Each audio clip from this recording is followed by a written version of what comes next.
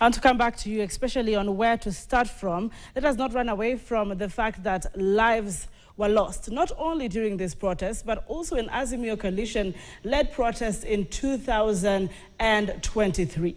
Then we had the NADCO conversation, which Raila Odinga, of course, spoke on, even as he convinced other members of his coalition that this particular dialogue, the pushing for gentlemen, is not to sit down with Ruto for any political basis, but for the people. Kipruto Kirwa. You have said several in different, forums that you're not seeking to join government. Absolutely. We're hoping then, if you will clear the air, that you're equally not on this show, planning to join the cabinet in whatsoever, means. But the question is, what is the agenda? When people died, people called for compensation. People say do not have the dialogue conversation if you do not talk about the high cost of living.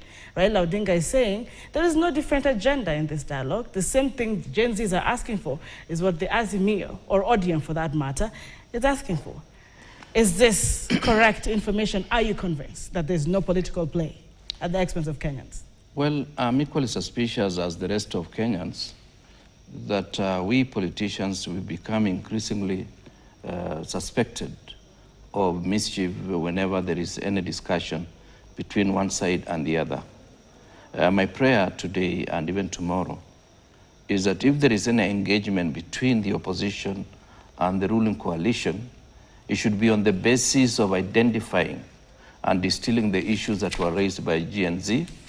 And with that in mind, we'll be able to go fundamentally to Chapter 6 of the Constitution and also all aspects of the Constitution 2010, where certain institutions are in place, but there is an onslaught on those institutions.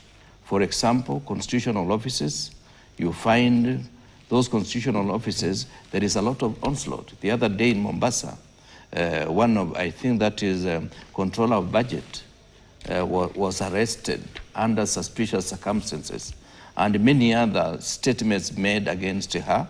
And of course, the Controller and Auditor General has also been facing a lot of challenges from the institution of the executive.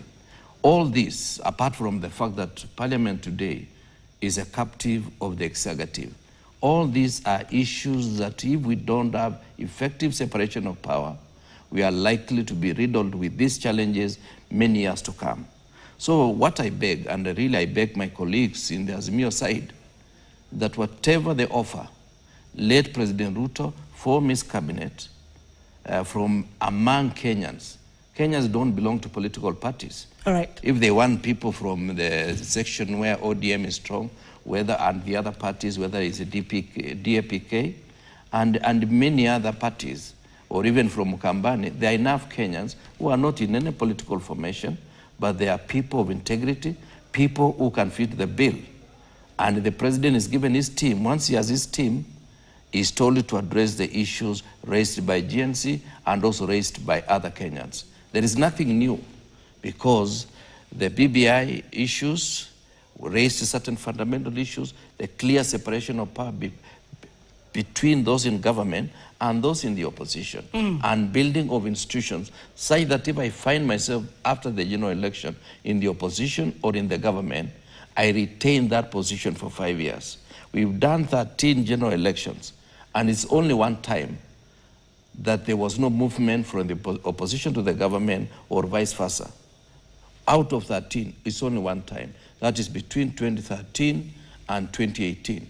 Otherwise, from 1963 all the way, there have been some funny movements, either onslaught on the opposition by those in the government, or the opposition making overtures towards the government and ensuring that they cross over to government in the intervening period. This is what I say, we are not building institutions that we need to build under the current constitution and even the previous constitution. So according to you, building of these credible institutions that will be independent to serve Kenyans, independent of any political, of course, interference, is important in what might set the agenda for this coming dialogue? It is very important. Right. And we should not, we are suspected, we in the political class, that's why you're asking me that question, whether I would take up the position if offered. What I can say, let us watch this space. Let my name be mentioned by the president, and I'll be able to make appropriate action. Because I believe I'm in the opposition today. And I'm likely to be in the opposition for the next 3 years, I pray. And I don't wish that the government collapses tomorrow. I want President Ruto to account to the people of Kenya at the end of the 5-year term. All right. Because I'm not a political anarchist. Okay.